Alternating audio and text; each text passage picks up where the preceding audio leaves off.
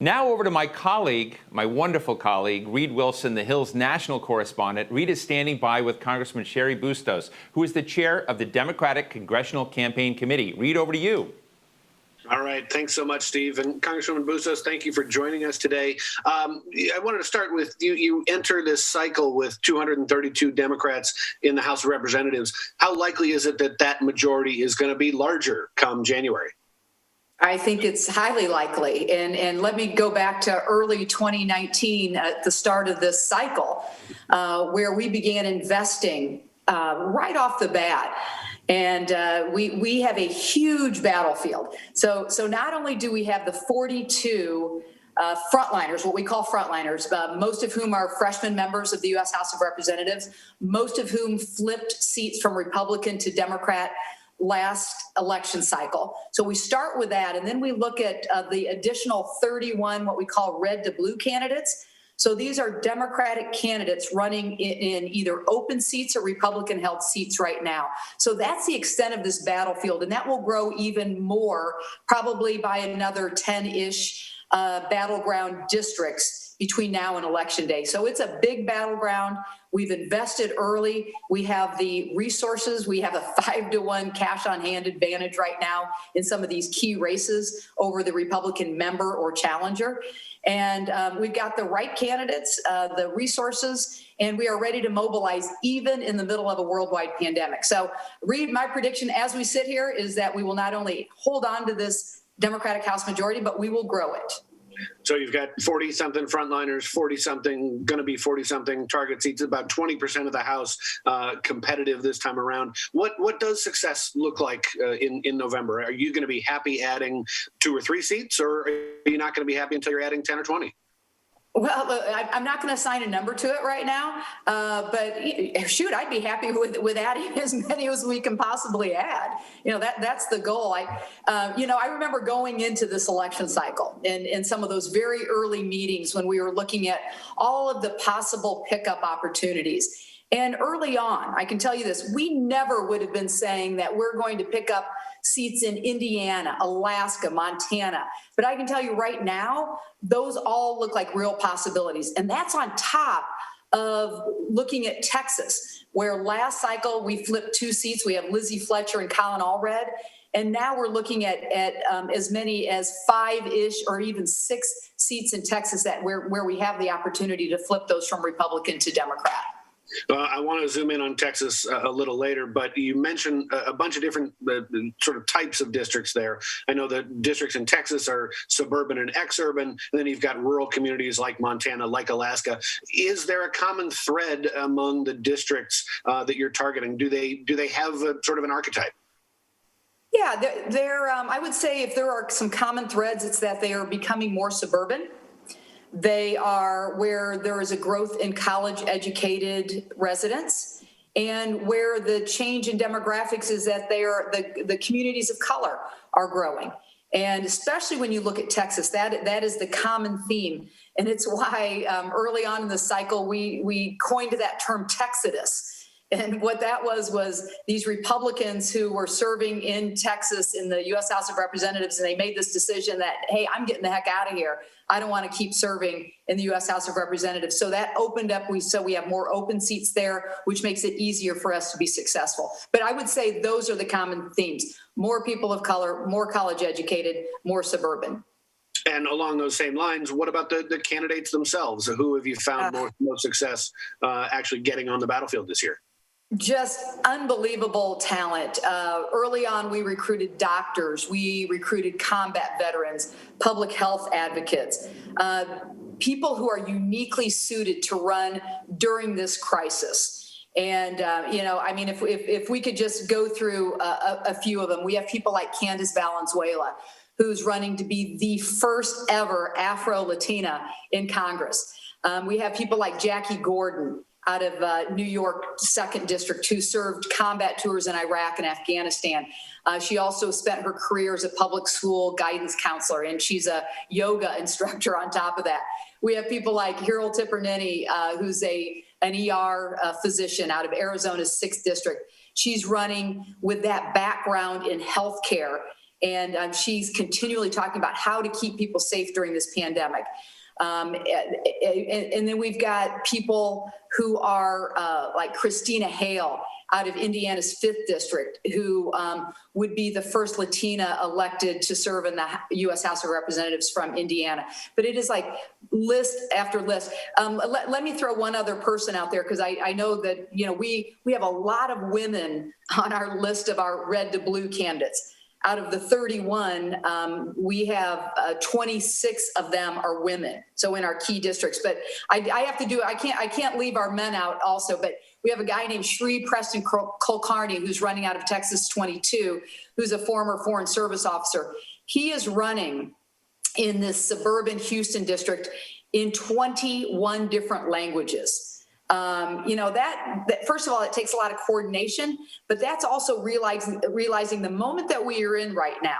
You know, we can't just talk to one group in any congressional district. We have to figure out how are we going to communicate, especially during a pandemic, to people who speak all different languages. And if you want to talk a little bit about this, Reed, I'll leave the questioning to you. I'm a former reporter, so it's like I ought to like make sure I'm honoring your profession here and let you ask the question. But how we are campaigning in a pandemic is very different this cycle as well.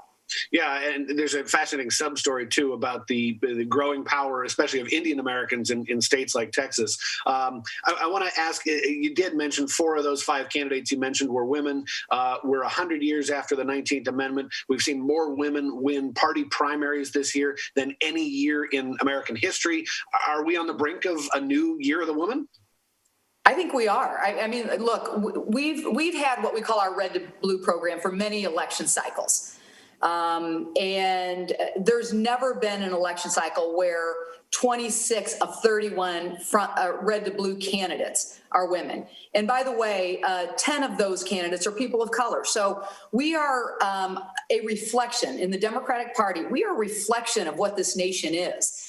And I have said for a long time, if the political body or the governmental body that represents us as Americans, whether that's a library board, a school board, a city council, or Congress, if we truly reflected the makeup of America, think about what a better place we would be. And if you think about it, if we're reflecting the makeup of America, that means half of any governmental body would be women. So we are, you know, little by little and even more aggressively now than ever, we are working hard to elect women, and we are working very hard to reflect the racial, ethnic background of people throughout this country. And I think we're doing a really, really good job in the Democratic Party reflecting that.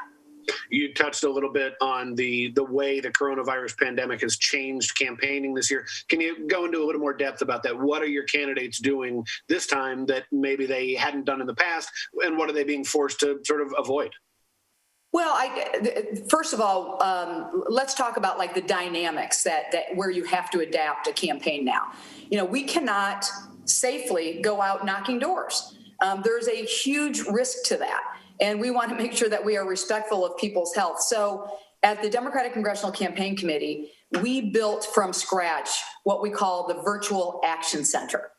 And we now, we launched it on May 1st of this year. And we have now engaged hundreds of thousands of people who are just itching to get involved in these races all over the country. And they can do everything from hosting texting parties to phone banking, to doing virtual fundraisers, to talking with our candidates. But literally hundreds of thousands of people that would have been left at home, not in a position to do much, they can now engage through this Virtual Action Center. I don't know if I can do a shout out, but I'm going to. You can just go to volunteer.dccc.org and get involved in any of these 42 frontline races or these 31 red to blue races or races all over the country. So we have made that easy for people. And as far as our candidates themselves, in some cases, they have turned their campaign structure into public service structure, so to speak. I had mentioned Harold Tipernini earlier, who's running in Arizona, who's an ER physician. She's using her platform as a candidate to talk about public health. But we have others who have used their operations to pass out personal protective equipment that they've been able to get. Those are many of our frontline members. Max Rose, who's a member of Congress out of the Long Island area, the Staten Island area, has used his operation to make sure that he is helping people. We have used our campaign volunteers to do wellness check-ins with senior citizens to see if they need anything, and then we're helping whatever it is they may need. If they're having problem getting food, we're connecting them with food banks. We've done that in our own office here out of Moline, Illinois. But so it's example after example of using our campaign resources to make sure that we are being helpful to people. Gotcha. The House is coming back next week to deal with changes, funding levels for the U.S. Postal Service. And we've seen absentee ballots get held up in the mail in states like Wisconsin and Ohio this year. How concerned are you about voters actually being able to use vote by mail once we get to November? Well, what President Trump and his Postmaster General are doing is absolutely unconscionable. We are, because we're in the middle of a worldwide pandemic, voting by mail is a safe way to exercise our rights that have that we've worked so hard to expand. And the fact that they are dismantling these sorting machines that can sort about 35,000 pieces of mail in an hour, literally dismantling these. The fact that they are taking out mail boxes, the blue boxes that we have seen for our entire lives, that they are taking those out. The fact that they are limiting overtime at a time when our mail level is going to rival the kind of mail that we see during the holidays. And that President Trump admitted that he doesn't want to make voting easy, because obviously he fears if people have access to voting in an easiest way possible, his fear is that they're going to choose Joe Biden and Kamala Harris and the House Democrat candidates and members who are running, and our Democratic senator candidates and members who are running. And it's absolutely unconscionable. I'm very glad that I'm going to be hopping a plane tomorrow, flying back out to Washington, and we're going to be voting on a measure on Saturday that would require the U.S. Postal Service to keep in place whatever was in place in January of 2020, that it has to go back to that. And then we have an oversight hearing also where we are going to ask some very pointed questions of the Postmaster General about what in the heck are you thinking, Mr. Postmaster General, at a time when we are in the middle of a pandemic and you are sabotaging, and I don't think that's too strong of a word, but you are sabotaging the U.S. Postal Service at a time when we need it most. All right. Congresswoman Cheri Bustos, head of the Democratic Congressional Campaign Committee, thanks so much for taking the time today, and I'll throw it back to Steve.